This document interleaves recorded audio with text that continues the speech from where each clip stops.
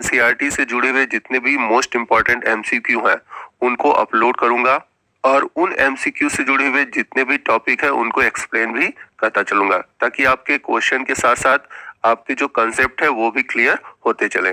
और आज के वीडियो का टॉपिक है बायोलॉजिकल क्लासिफिकेशन। तो बायोलॉजिकल क्लासिफिकेशन मैं आपको अलग अलग पार्ट में कराऊंगा।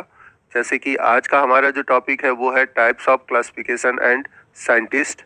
फिर नेक्स्ट पार्ट में हम किंगडम मोनेरा के बारे में जानेंगे, जिसमें कि हम आर्कियोबैक्टीरिया, साइनोबैक्टीरिया और माइकोप्लाज्मा के बारे में जानेंगे और उनसे जुड़े हुए एमसीक्यू सॉल्व करेंगे। थर्ड पार्ट में हम किंगडम मोनेरा, जिसमें कि हम कंप्लीट जो टॉपिक है बैक्टीरिया से जुड़ा हुआ, यानी कि बैक्टीरिया से जुड़े हुआ जितना भी टॉपिक है सभी को सॉल्व करेंगे। फिर उसके बाद किंगडम प्रोटिस्टा, इससे जुड़े हुए जितने भी एमसीक्यू हैं उनको सॉल्व करेंगे।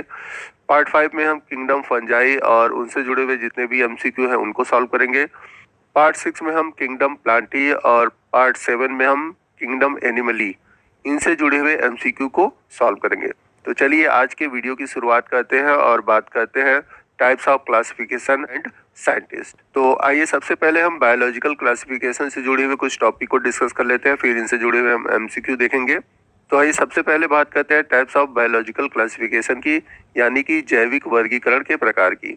तो जैविक वर्गीकरण को 3 पार्ट में बांटा गया है। पहला है आर्टिफिशियल सिस्टम ऑफ क्लासिफिकेशन, जिसे हम वर्गीकरण की कृत्रिम प्रणाली कहते हैं। दूसरा है नेचुरल सिस्टम ऑफ क्लासिफिकेशन, जिसे हम वर्गीकरण की प्राकृतिक प्रणाली कहते हैं। और तीसरा है फाइलोजेनेटिक सिस्टम ऑफ क्लासिफिकेशन, यानी कि वर्गीकरण की वंशावली प्रणाली। तो जीवों के वर्गीकरण का जो आधार है इन 3 वर्गीकरण पर आधारित है। यदि हम बात करें आर्टिफिशियल सिस्टम ऑफ क्लासिफिकेशन की, तो इसमें जीवों के 1, 2 या 3 लक्षणों को देखकर ही उन्हें वर्गीकृत कर दिया गया। जैसे एग्जाम्पल के रूप में लें, कौन सा पौधा लंबा है, कौन सा पौधा छोटा है, कौन से जंतु का रक्त लाल है, किनका लाल नहीं है, कौन से जंतु चल सकते हैं, कौन से जंतु नहीं चल सकते। तो इन छोटे गुणों को आधार बनाकर जीवों को वर्गीकृत किया गया है। तो कृत्रिम वर्गीकरण प्रणाली में कुछ ही लक्षणों को आधार माना गया और ये दिया था लीनियस ने। तो याद रखिएगा, कुछ ही लक्षणों के आधार पर जीवों का वर्गीकरण कृत्रिम प्रणाली में किया गया था और इसको दिया था लीनियस ने। सेकंड है नेचुरल सिस्टम ऑफ क्लासिफिकेशन, जिसे दिया था बेंथम और हुकर ने। तो यहाँ पर मैं बता दूं कि आपके आने वाले एग्जाम में इनसे जो क्वेश्चन बनते हैं कि आर्टिफिशियल सिस्टम क्लासिफिकेशन या फिर नेचुरल सिस्टम ऑफ क्लासिफिकेशन या फिर फाइलोजेनेटिक सिस्टम ऑफ क्लासिफिकेशन किसने दिया था, तो ये क्वेश्चन बनते हैं, तो आप इनको तैयार रखिएगा। तो प्राकृतिक प्रणाली में जीवों के बहुत सारे लक्षणों को आधार माना गया, आंतरिक रूप से भी और बाह्य रूप से भी, जबकि जो आर्टिफिशियल था उसमें केवल बाह्य रूप से माना गया था। तो याद रखिएगा कि जो प्राकृतिक प्रणाली है इसमें जीवों के आंतरिक लक्षणों को भी आधार माना गया था। लेकिन यहाँ पर नेचुरल सिस्टम ऑफ क्लासिफिकेशन की ये कमी थी कि जीवों को इवोल्यूशन के नजरिए से किस प्रकार से वर्गीकृत किया गया था। तो इस कमी को दूर करते हुए फाइलोजेनेटिक सिस्टम ऑफ क्लासिफिकेशन, यानी कि वंशावली प्रणाली दिया गया था, जिसमें कि जीवों को उनके इवोल्यूशन के आधार पर बांटा गया था। यानी कि जीवों के बीच विकासी संबंध क्या है उसको आधार मानते हुए जीवों को वर्गीकृत किया गया था।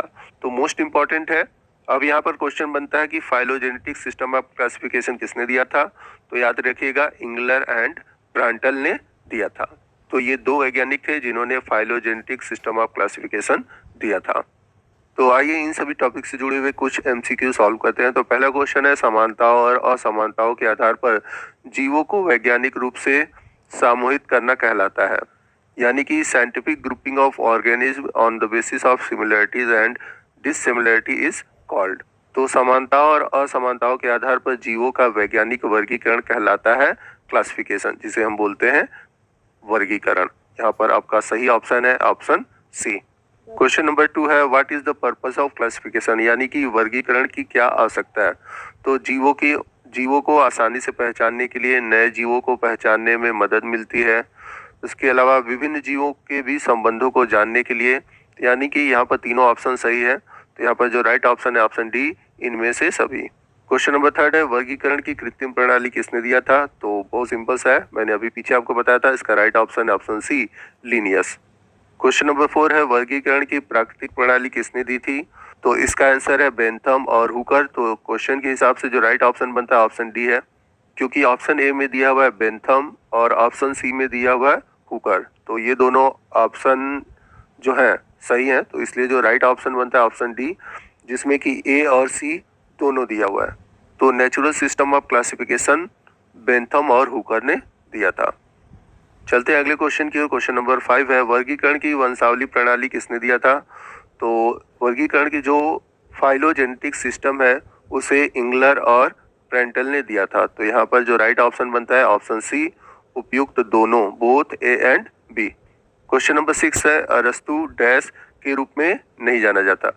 तो हम जानते हैं कि अरस्तु को फादर ऑफ बायोलॉजी और फादर ऑफ जूलॉजी के नाम से जाना जाता है, बट इन्हें फादर ऑफ बॉटनी के नाम से नहीं जाना। तो यहाँ पर राइट ऑप्शन है ऑप्शन सी। तो फादर ऑफ बॉटनी कौन है? फादर ऑफ बॉटनी है थियोफ्रेस्टस। तो आप इसे भी याद रखिएगा। क्वेश्चन नंबर 7 है, अरस्तु ने पादपों को किस समूह में वर्गीकृत नहीं किया था? तो अरस्तु के वर्गीकरण का जो आधार था वो था नेचुरल सिस्टम, जिसमें उन्होंने पौधों को वृक्ष, झाड़ी और शाक यानी कि ट्री, सर्प और हर्ब में डिवाइड किया था। उन्होंने ब्रायोफाइटा में डिवाइड नहीं किया था। तो क्वेश्चन के अनुसार नहीं कौन सा है, यानी कि किस में वर्गीकृत नहीं किया था? तो यहाँ पर जो राइट ऑप्शन बनता है ऑप्शन डी बनता है। उसी तरह अरस्तु ने जानवरों को भी वर्गीकृत किया था। कौन से एनिमल रेड ब्लडेड एनिमल है, कौन से जंतु रेड ब्लडेड एनिमल नहीं है। तो उसी से क्वेश्चन पूछा हुआ है कि अरस्तु ने जानवरों को किस में वर्गीकृत किया था? तो लाल खून वाले में और बिना लाल खून वाले में। तो यहाँ पर हमारा जो राइट ऑप्शन है ऑप्शन सी है, ए एंड सी। आगे चलते हैं क्वेश्चन नंबर 9 की ओर। सबसे पहले जीवों का वैज्ञानिक आधार पर वर्गीकरण किसने किया था? तो अरस्तु ऐसे वैज्ञानिक थे जिन्होंने वैज्ञानिक आधार पर जीवों को वर्गीकृत किया था। तो यहाँ पर हमारा जो राइट ऑप्शन है ऑप्शन ए है। क्वेश्चन नंबर 10 है, जीवों का दो जगत वर्गीकरण किसने दिया था? तो टू किंगडम ऑफ क्लासिफिकेशन दिया था कैरोलस लिनियस से। यहाँ पर राइट ऑप्शन है ऑप्शन ए। तो इस चैप्टर में बहुत सारे वैज्ञानिक के नाम आएंगे और सभी मोस्ट इंपॉर्टेंट है, तो आप इन सभी क्वेश्चन को तैयार रखिएगा। तो आइए हम कैरोलस लिनियस के टू किंगडम क्लासिफिकेशन को देखते हैं। तो उन्होंने जीवों को दो वर्गों में बांटा, एक था जंतु जगत और दूसरा था पादप जगत, यानी कि एनिमल किंगडम और प्लांट किंगडम। तो इन्होंने सभी जीवों को केवल इन्हीं दो वर्गों में बांटा। तो हम सभी जानते हैं कि आज के दौर में जो क्लासिफिकेशन चल रहा है वो 5 किंगडम सिस्टम चल रहा है। तो 5 किंगडम सिस्टम की वजह से इनके वर्गीकरण में अनेक कमियां निकली। आइए देखते हैं वो कमियां क्या है। पहला है, प्रोकैरियोटिक और यूकैरियोटिक को एक साथ रख दिया गया, जबकि हमने पढ़ा है कि 5 किंगडम में उन्हें अलग अलग रखा गया। इसके अलावा पौधों और कवक को एक साथ रखा गया है, जबकि हम सभी जानते हैं कि जो पौधे होते हैं उनमें क्लोरोफिल पाई जाती है और कवक में क्लोरोफिल नहीं पाया जाता। तो ये सबसे बड़ी कमी है। इसके अलावा एक कोशिकीय और बहुकोशिकीय जीवों को एक साथ रख दिया गया है। तो इन सभी कमियों के कारण टू किंगडम क्लासिफिकेशन को रिजेक्ट कर दिया गया। तो आइए नेक्स्ट हम देखते हैं 3 किंगडम क्लासिफिकेशन, जिसे अर्नेस्ट हैकेल ने दिया था, और इनसे जुड़े हुए जितने भी एमसीक्यू हैं हम उसे आगे सॉल्व करेंगे।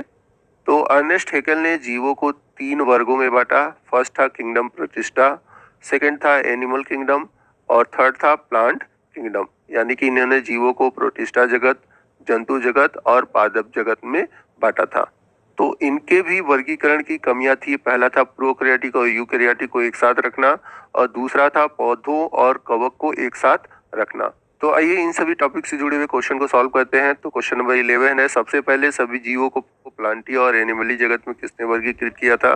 तो अभी हमने देखा था कैरोलस लिनियस ने, यानी कि राइट ऑप्शन है ऑप्शन ए, जिन्होंने टू किंगडम क्लासिफिकेशन दिया था। क्वेश्चन नंबर 12 है, निम्न में से कौन सा लिनियस द्वारा दी गई दो जगत वर्गीकरण में कमी है? तो अभी हम लोगों ने देखा कि इनकी कमियां थी प्रोकैरियोटिक और यूकैरियोटिक को एक साथ रखना, कवक और पौधों को एक साथ रखना, इसके अलावा एक कोशिकीय और बहुकोशिकीय जीवों को एक साथ रखना। तो इसमें जो राइट ऑप्शन है ऑप्शन डी, इनमें से सभी, यानी कि all of this. Question number 30 है, निम्न में से किसे लिनियस ने अपने वर्गीकरण में कोई स्थान नहीं दिया?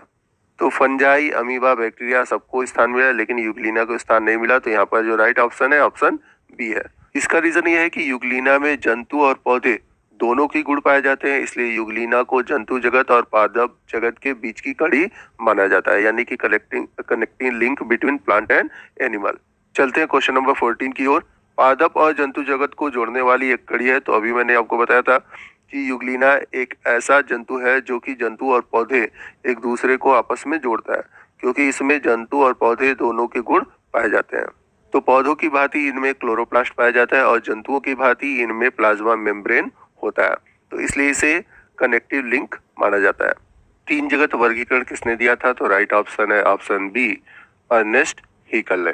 तो ये मैंने अभी पीछे आपको बताया था। अरे चलते अगले क्वेश्चन की ओर। हीकल के तीन जगत वर्गीकरण में शामिल नहीं है, तो इनके क्लासिफिकेशन में था प्रोटिस्टा, प्लांटी और एनिमली, लेकिन जगत मोनेरा यानी कि किंगडम मोनेरा नहीं था। तो यहाँ पर जो राइट ऑप्शन है ऑप्शन डी है। क्वेश्चन नंबर 17 है, हीकल के तीन जगत वर्गीकरण के संदर्भ में सही कथन चुने। यहाँ पे गलत नहीं, सही होगा। तो सही कथन क्या था? तो कवक और पादप एक साथ रख दिए गए थे। Fungi were kept with plant, तो ये सही था। तो यहाँ पे और ऑप्शन देख लेते हैं। जगत प्रतिष्ठा में केवल प्रोकैरियोट्स को रखा गया, तो इन्होंने ऐसा नहीं किया, उनको कंफ्यूजन था, उन्होंने दोनों को रखा था, प्रोकैरियोट्स को भी रखा था, यूकैरियोट्स को भी रखा था। जगत प्रतिष्ठा में केवल एक कोश की जीव को रखा गया था, तो ऐसा भी नहीं था, उन्होंने एक कोश की जीव को भी रखा था और बहुकोश की जीव को भी प्रतिष्ठा में रखा गया था। तो यहाँ पर ओनली दिया हुआ है, तो इस बात को याद रखिएगा।